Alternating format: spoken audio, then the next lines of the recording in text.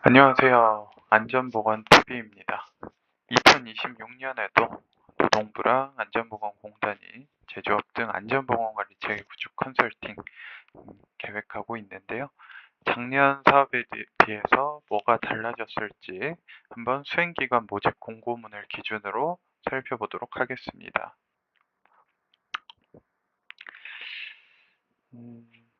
일단은 지원 규모가 기존에 26,500개소에서 23,000개소로 조금 줄었어요. 개소수, 사업장 수로 따지자면.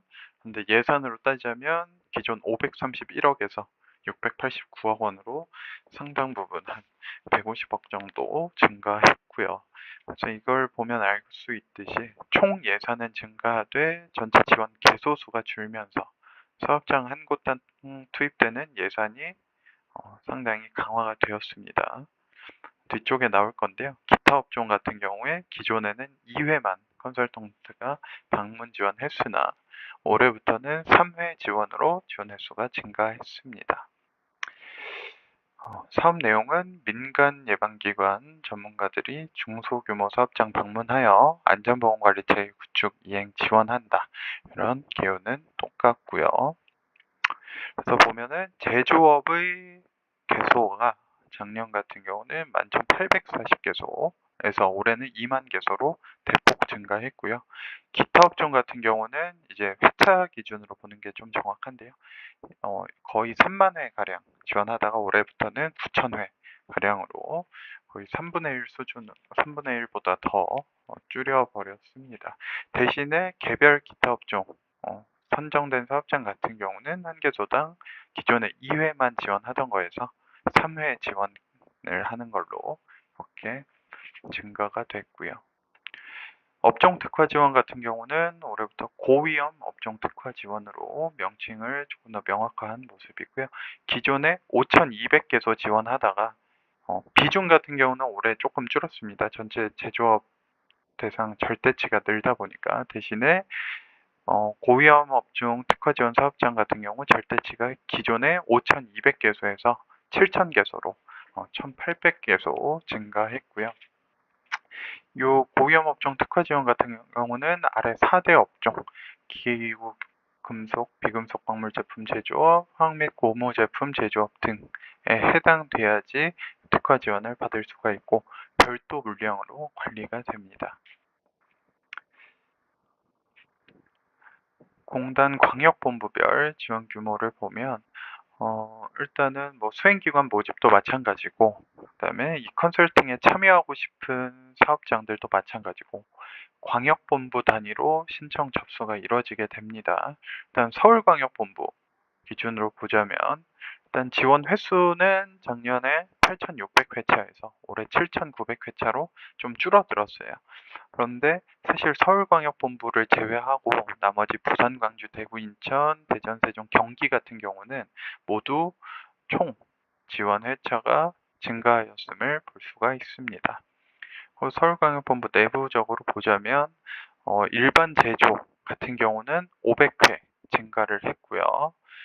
그래서 약 14.3% 증가했고 기타 업종 같은 경우는 총 2,700회차 감소했습니다. 52.9% 감소하였고요.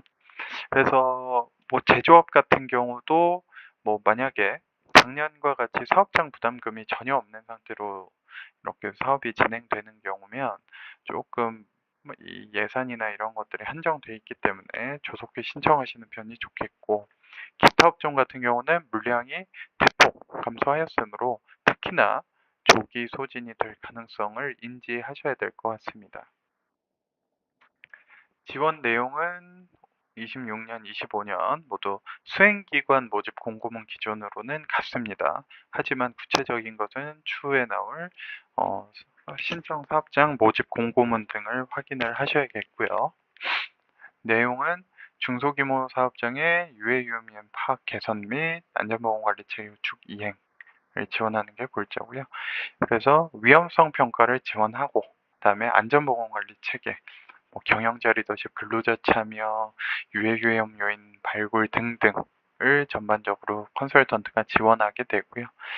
이와 더불어서 사업주 근로자 면담, 그다음에 위험성 평가 교육 그다음에 안전보건 자료를 제공하고 정부 재정지원 사업 연계까지가 주된 지원 내용이라고 보시면 되겠습니다. 올해 또 조금 바뀐 게 제조업 같은 경우는 동일합니다. 작년과 동일하게 5회 컨설턴트가 방문하니까 5회 중에 총 2번 사업장 대표 등을 면담하도록 되어 있는데 기타업 사업장 같은 경우는 작년에는 총 2회만 방문하니까 그 2회 중에 한 번만 대표자 면담 등을 실시하면 됐어요. 근데 올해부터는 기타업에 대해서 총 3회 지원하니까 3회 중에 2번은 대표이사 등 면담이 꼭 포함이 되어야 되고요. 대표이사 등 면담을 이번 컨설팅에 반드시 포함시키도록 한 이유는 나중에 별도 영상을 만들겠습니다만 결국에 안전보건관리 체계 구축 중에 가장 처음 나오는 게 경영자 리더십이거든요. 그리고 이 컨설팅을 하다 보면 실제로 이 경영자 리더십이 너무 중요합니다. 실질적인 안전보건관리 체계가 자리 잡기 위해서. 왜냐면 이후에 나올 뭐 근로자 참여, 유해 위험 요인 뭐 발굴, 뭐 개선, 그다음에 뭐 도금 용역 위탁 등 안전 보건 관리 이런 걸 할 때 결국 대표이사 등 경영진의 역할이 너무 중요할 수밖에 없습니다. 누가 안전보건 업무를 담당할지도 지정을 해줘야 되고요. 그 시간에 대해서 할애도 해줘야 되고 예산도 편성해서 뭐 어떤 방호장치 필요하다 싶으면은 과감하게 예산을 좀 투입을 해줘야 되고요. 그다음에 뭐 도금 용역 위탁 같은 경우에도 사실 업체 선정이나 이럴 때 사업주가 적극적으로 지원이 된 상태여야지 이후에 이루어질 뭐 적격 소급 업체 선정이나 이런 절차들이 실효적으로 이루어질 수가 있겠죠. 단계별 컨설팅 내용, 제조업 같은 경우는 작년이랑 동일합니다. 그래서 크게 안전보건관리체계 구축 7대 요소를 1회차부터 4회차에 나눠서 지원을 하게 되고요. 그 다음에 2회차 때는 위험성 평가 시범 실시, 요거 같은 경우는 컨설턴트가 주도해서 위험성 평가를 한번 하게 되는 거고요. 그 다음에 3회차에서는 사업장에서, 제조업 사업장에서 직접 2회차 시범 실시 내용을 바탕으로 해서 유해 위험 요인 파악, 재고 대체 및 통제, 결과 공유까지 이 위험성 평가를 사업장에서 직접 실시하게 됩니다. 그 다음에 제조업 사업장 같은 경우는 4회차에서 이제 대부분 과업들이 종료가 되기 때문에 5회차에서는 종합 강평 위주로, 그 다음에 최종 이행 점검 이런 것들 위주로 진행되게 됩니다. 1, 2회차 때는 컨설턴트가 2명 방문하게 될 거고요. 3, 4, 5회차에서는 컨설턴트가 1명 방문하게 될 예정입니다. 기타 업종 같은 경우는 지원 회차가 2회에서 3회로 지원되면서 내용이 조금 달라졌는데요. 가장 크게 달라진 게 2025년에는 위험성 평가 시범 실시 같은 경우가 1회차 과업에 있었습니다. 그러다 보니까 어떤 문제점이 있었냐면 컨설턴트가 아직 사업장에 실제로 방문하기도 전부터 이 사업장에 대한 위험성 평가 시범 실시 자료, 위험성 시범 실시 표 이런 것들을 미리 준비해야 되는 이런 내용상 한계점이 있었는데 올해부터는 기타 업종에 대해서도 3회 지원이 되면서 1회차 때 컨설턴트가 직접 방문해서 사업장 담당자랑 같이 순회 점검도 하고 유해 위험 요인 목록도 받아보고 화학물질 취급 현황 것들도 아는 상태에서 위험성 평가 시범 실시를 2회차에 하다 보니까 사업장 입장에서는 작년에 비해서는 조금 더 내실 있는 이런 위험성 평가 시범 실시 결과를 받아볼 수 있겠다라고 분석이 되고요. 그다음에 작년에는 2회차 수행 과업도 사실 상당히 많았습니다.